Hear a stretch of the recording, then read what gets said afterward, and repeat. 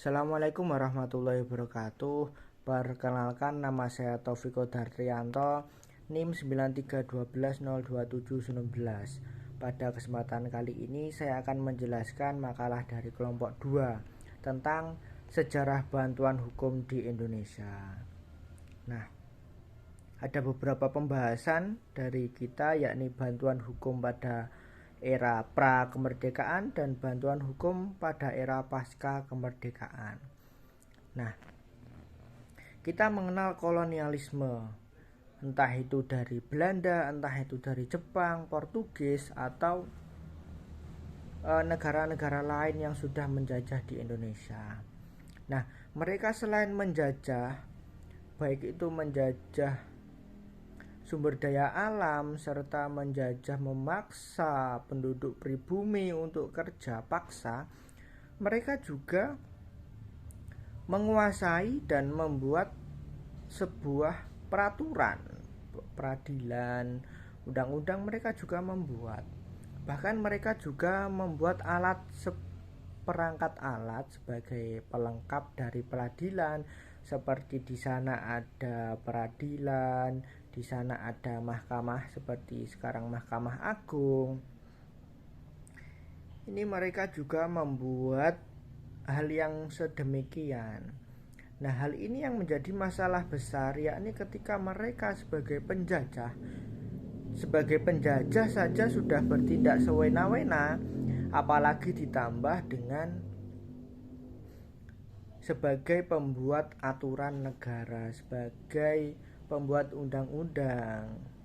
Nah, ini membuat masyarakat ini sangat perlu bantuan dari bantuan hukum. Namun apa daya, melihat sumber daya manusia di Indonesia pada saat itu hanya terbatas saja dari penduduk pribumi yang dapat berkuliah, dapat berorganisasi saja terbatas, sehingga pengenalan tentang hukum ini sangat kurang.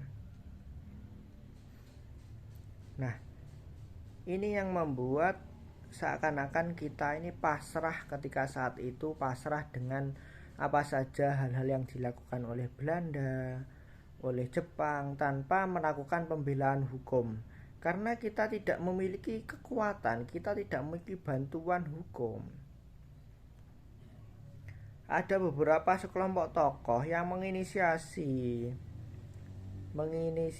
advokasi atau bantuan hukum, yakni ada Mr. Sastro, ada Mr. Iskak, ada Mr. Sunaryo. Mr. ini adalah gelar jika sekarang itu seperti SPD gitu, menunjukkan mereka bahwa memiliki gelar sarjana. Mereka menjadi advokat dan lembaga hukum, bantuan hukum, menawarkan bantuan hukum kepada rakyat Indonesia. Tapi apa menjadi permasalahannya, kembali lagi bahwa rakyat Indonesia ini ketika dijajah mereka sangat pasrah, mereka sangat neriman, dan mereka tidak terlalu melawan.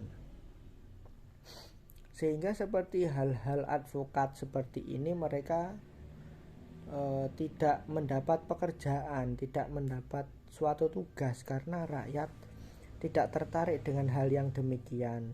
Ditambah lagi dengan advokat-advokat lain atau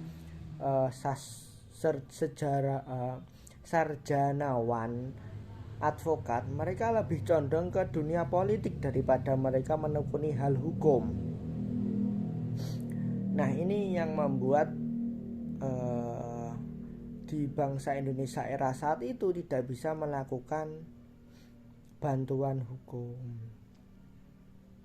Bahkan Belanda ini sudah membuat undang-undang yang sangat rapi. Di tingkat daerah juga ada, di tingkat karesidenan juga ada, di tingkat provinsi ada, di tingkat pusat ada.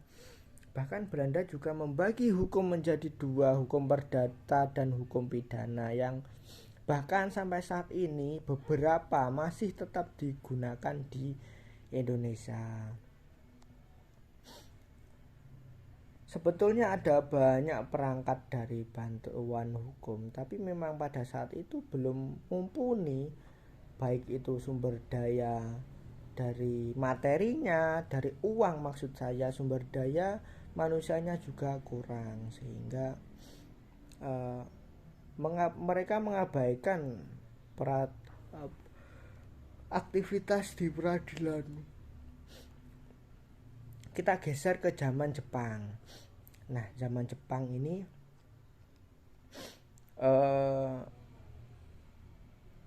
Jepang juga memiliki peradilan sendiri, berbeda dengan Belanda.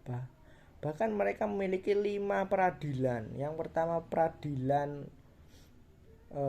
mahkamah militer, juga ada mahkamah pemerintahan, juga ada mahkamah negeri, peradilan negeri, juga ada peradilan tinggi, peradilan agung, dan peradilan adat.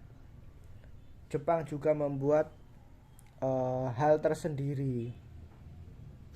Nah, pada saat itu kembali lagi ke permasalahan awal, tapi pada zaman Jepang ini sudah banyak muncul tokoh-tokoh, sehingga untuk permasalahan dari bantuan hukum ini agak sedikit teratasi karena mulai banyaknya dari putra terbaik bangsa yang sudah mengenyam pendidikan tinggi di luar negeri, mereka sudah kembali pulang.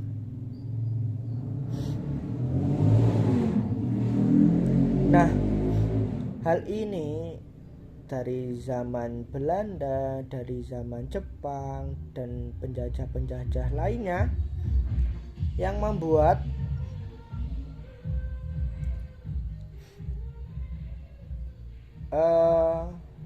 bangsa Indonesia ini sangat membutuhkan dengan adanya bantuan hukum. Bantuan hukum ini sendiri baru ada ini setelah kemerdekaan, baru diundang-undangkan, baru resmi diketuk kedudukan dari advokat, dari kuasa hukum, dari hal-hal yang berkaitan dengan memberikan bantuan hukum.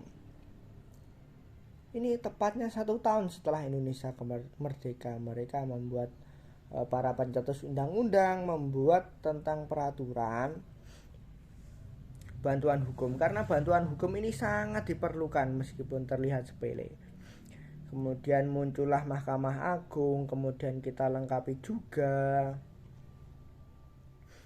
kemudian tentang Undang-Undang 51 tentang pengadilan sipil. Jadi di semua tingkatan ini juga ada bantuan hukumnya, tinggal kita bisa memanfaatkan atau tidak. Tidak semua dari mereka, seseorang yang aktif di bantuan hukum, mereka adalah orang sibuk, tidak. Tapi rata-rata mereka berorganisasi.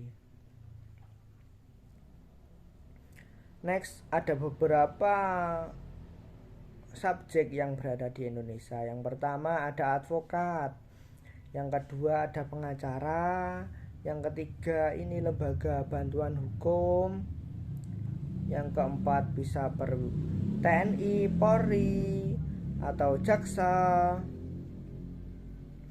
yang kelima adalah kuasa hukum.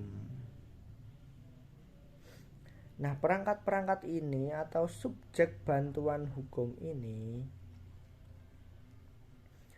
memiliki tugas masing-masing dan sesuai dengan tugas masing-masing. Seperti polisi memiliki tugas untuk menyidik dan menyelidiki, kemudian berkasnya diserahkan kepada jaksa untuk diproses tuntutannya, kemudian diproses hakim, proses peradilannya seperti apa, putusan apa yang tepat, kemudian dipenjara, kemudian di sana juga melewati masa-masa pembinaan.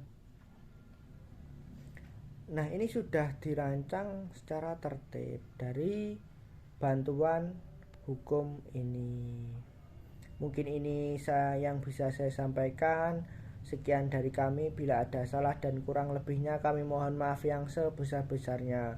Wassalamualaikum warahmatullahi wabarakatuh.